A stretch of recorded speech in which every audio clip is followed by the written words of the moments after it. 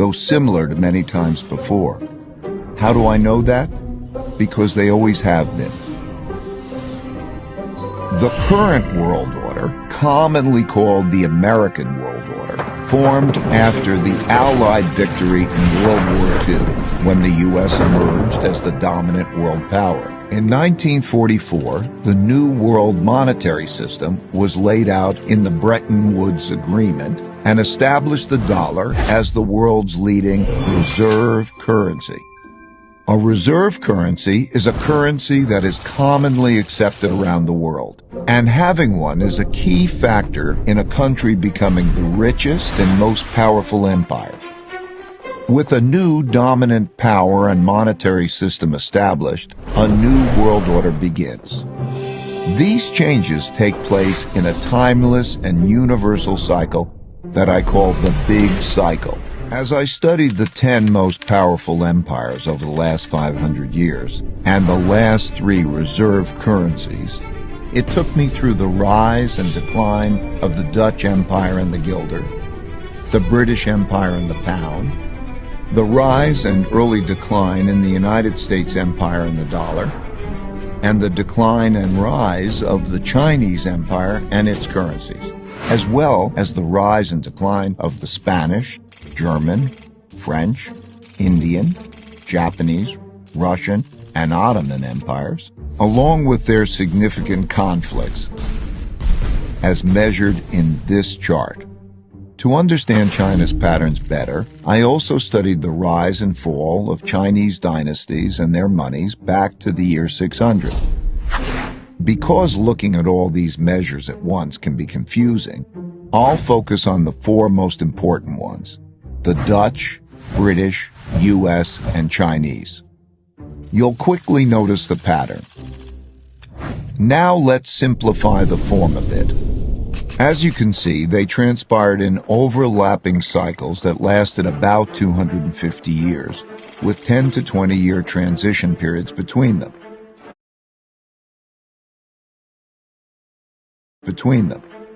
Typically, these transitions have been periods of great conflict because leading powers don't decline without a fight.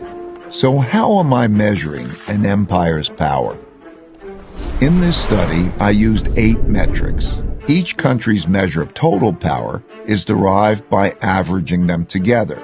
They are education, inventiveness and technology development, competitiveness in global markets, economic output, share of world trade, military strength, the power of their financial center for capital markets, and the strength of their currency as a reserve currency.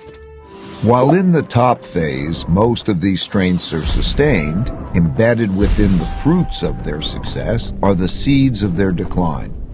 As a rule, as people in these rich and powerful countries earn more, that makes them more expensive and less competitive relative to people in other countries who are willing to work for less.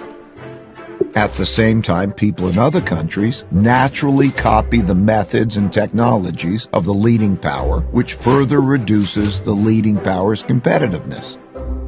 For example, British shipbuilders had less expensive workers than Dutch shipbuilders.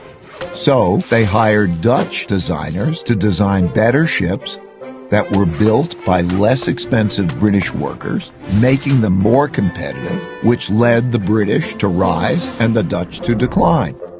Also, as people become richer, they tend not to work as hard. They enjoy more leisure, pursue the finer and less productive things in life, and at the extreme become decadent. Values change from generation to generation during the rise to the top, from those who had to fight to achieve wealth and power to those who inherited it.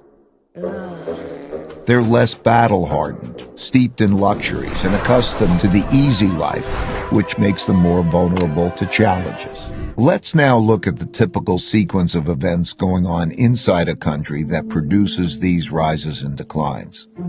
In a nutshell, the big cycle typically begins after a major conflict, often a war, establishes the new leading power and the new world order. Because no one wants to challenge this power, a period of peace and prosperity typically follows. As people get used to this peace and prosperity, they increasingly bet on it continuing. They borrow money to do that, which eventually leads to a financial bubble. The empire's share of trade grows, and when most transactions are conducted in its currency, it becomes a reserve currency, which leads to even more borrowing. At the same time, this increased prosperity distributes wealth unevenly, so the wealth gap typically grows between the rich haves and the poor have-nots. Eventually, the financial bubble bursts, which leads to the printing of money and increased internal conflict between the rich and the poor, which leads to some form of revolution to redistribute wealth. This can happen peacefully or as a civil war. While the empire struggles with this internal conflict, its power diminishes relative to external rival powers on the rise.